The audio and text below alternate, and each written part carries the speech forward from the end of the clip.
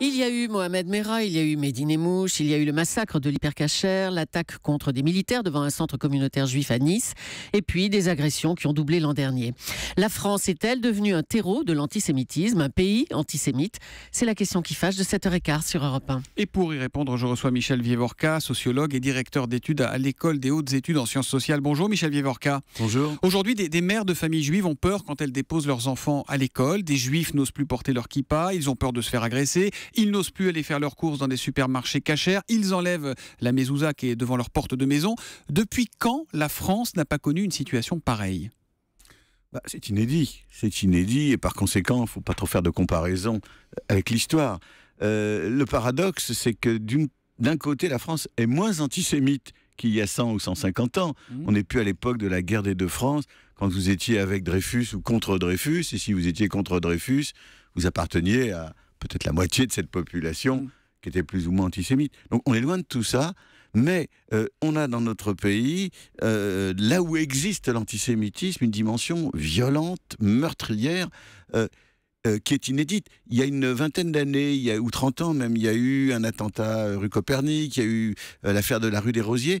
L'antisémitisme, la haine des Juifs, venait du dehors. Cette fois-ci, c'est dans notre société qu'elle prospère en relation avec le dehors, mais du dedans. Et ça, c'est la grande nouveauté dans certains secteurs qu'il faut peut-être préciser un petit peu, même si les statistiques sont difficiles à faire, parce que oui, on a parlé de Merah, de Nemmouche, etc., mais la démultiplication des actes antisémites, on ne sait pas aujourd'hui de façon claire qui sont les auteurs. Il n'y a pas de statistiques ethniques, si je peux dire, en ce qui concerne la justice. Qu'est-ce qu'il y a ? Il y a quand même 3 sources principales. Il y a le vieil antisémitisme, ce qu'il en reste, c'est dans l'extrême droite, des groupes genre Skinhead ou autres. Je dirais, ils l'ont toujours été, ils le seront toujours. Oui, et je dirais, ça me semble assez limité, mais réel. Il y a deuxièmement aussi, du côté, au sein d'un monde plutôt d'idéologie d'extrême gauche, il y a... écoutez, des gens qui disent Israël et les Juifs c'est la même chose, il faut être antisioniste, il faut être antisémite, parce que les Juifs c'est l'argent, et les Juifs c'est Israël qui colonise en terre musulmane. Ok. Et puis il y a des choses peut-être plus récentes, et je voudrais distinguer deux logiques.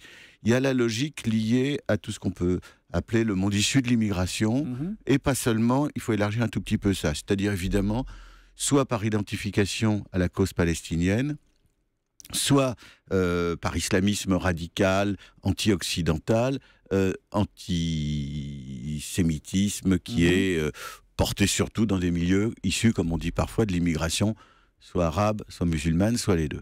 Il y a deuxièmement, et là c'est pas seulement des immigrés, c'est des gens qui sont très français, dans le monde noir, on rencontre aussi quelques pulsions antisémites. Je ne crois pas qu'elles soient aussi développées, mais quand même. À savoir, les Juifs sont accusés d'avoir organisé la traite négrière dans le passé, ce que les grands historiens ou sociologues noirs américains ont complètement démenti, il n'empêche.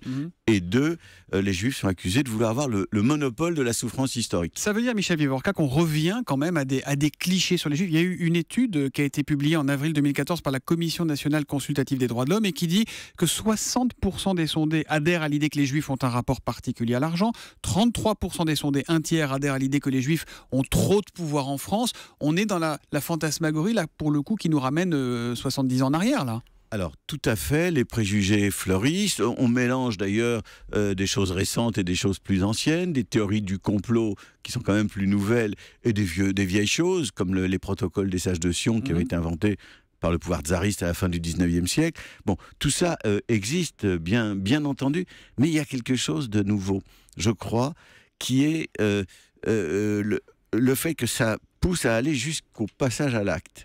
Et là, il y a quelque chose de viscéral, il y a quelque chose qui est au cœur d'une haine, comment dirais-je, qui semble sans limite, qui semble absolument centrale chez certains. Est-ce qu'il y a une responsabilité des politiques ? L'été dernier, on a entendu des manifestants pro-palestiniens crier mort aux Juifs dans les rues de Paris. Et l'indignation, on va dire, a été polie et mesurée, non ? Moi, je serais moins critique que vous vis-à-vis des politiques, parce que j'ai envie de vous dire, c'est un phénomène qui vient d'en bas, et en haut, l'État, les responsables, jusqu'ici, ont été, me semble-t-il, irréprochables. En tout Le cas, message est assez fort, il n'y a pas de alors, complaisance, on ne laisse pas passer des choses. moi, je pense que dans l'ensemble, non. Dans l'ensemble, non. Mais qu'une chose est de condamner, de ne pas laisser passer. Une autre chose est d'être capable de sensibiliser suffisamment notre pays pour que l'on comprenne que l'antisémitisme, c'est pas seulement une opinion, c'est un crime, que ça commence avec des préjugés, du genre de ceux que vous venez d'évoquer, et que ça se termine dans un magasin cachère ou devant le musée juif de Bruxelles. Et ce fameux esprit du 11 janvier qu'on nous met à toutes les sauces depuis un mois, il ne s'applique pas aux Juifs de France? Pour certains, ils ne font pas partie de la nation, les Juifs, aujourd'hui? Alors, cet esprit devrait s'y appliquer, si tant est qu'il soit fort. Bon. Mais il y a un problème de fond que je vais essayer de résumer.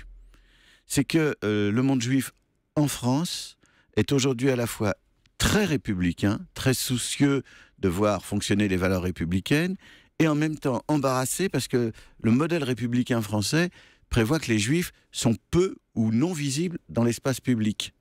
Or, les Juifs de France sont visibles dans l'espace public, et donc et présents et actifs, y compris par la voix du CRIF, c'est-à-dire l'organisation qui représente les associations juives de France.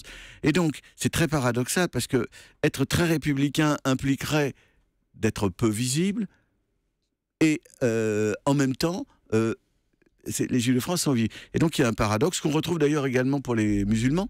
Il y a un peu le même type de problème, et c'est ce qui explique, je crois moi, aussi le départ d'un certain nombre de Juifs de France vers Israël. D'un côté, ils se sentent menacés, et ils ont raison de se sentir menacés. Ils ont raison de se dire, de penser qu'ils n'ont pas d'avenir en France, les Juifs. Mais, alors c'est là où justement les choses sont intéressantes, si je peux dire. D'un côté, ils se sentent menacés, donc ils disent il faut aller ailleurs, mais ils ne vont pas n'importe où. Ils pourraient aller à Lugano, en Suisse, pour avoir une sécurité. Non, ils choisissent Israël, c'est-à-dire un pays où ils pourront vivre pleinement et visiblement comme juifs.